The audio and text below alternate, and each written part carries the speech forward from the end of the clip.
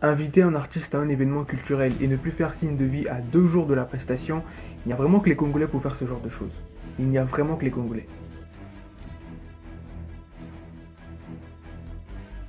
Elle est désormais connue du grand public congolais pour avoir collaboré avec le rappeur Malchek Makalba sur un son dont le refrain est devenu iconique. Naliali Bende Pona Bosse Force.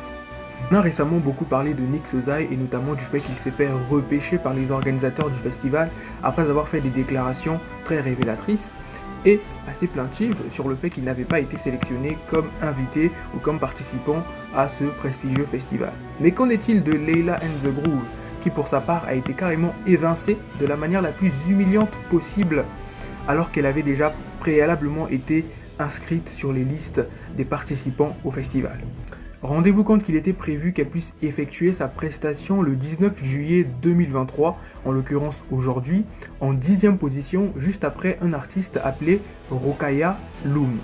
Alors si ce nom ne vous dit absolument rien, et c'est tout à fait normal, parce que l'une des particularités de cette édition du FESPAM, c'est qu'on a sélectionné des artistes pas très connus du grand public, voire même inconnus du public congolais, au détriment des artistes qui, depuis quelques années, ont redonné ces lettres de noblesse à la musique congolaise.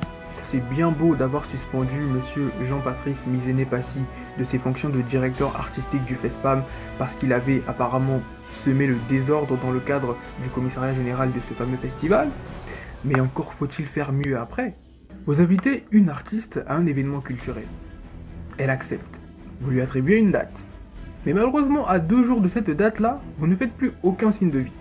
Silence radio. Vous voulez qu'elle fasse quoi ? Et le plus choquant dans tout ça, c'est que finalement, l'information n'est relayée par aucune de vos fameuses pages à polémique.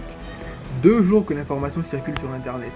2 jours que Leyland de Groupe s'est prononcé sur son retrait à ce fameux festival à cause de cette humiliation, et aucune page à polémique n'en parle. Quand il a fallu soutenir Nick Sozai, quand il a fallu prendre sa défense, tout le monde a donné de la voix. Et ça a marché, parce que finalement, il a été rajouté à la liste des participants au FESPAM. Mais bizarrement, quand il s'agit d'un autre artiste, plus personne ne parle. Les grands esprits philanthropiques, les grands esprits patriotiques, les défenseurs de la musique congolaise, ils ont perdu leur voix. Ils ont tous disparu, on ne les voit plus.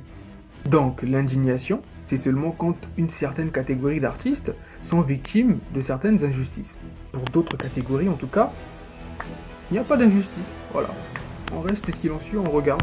En tout cas, force à Leila et on espère seulement que les autres éditions du Festival panafricain de la musique seront beaucoup mieux organisées.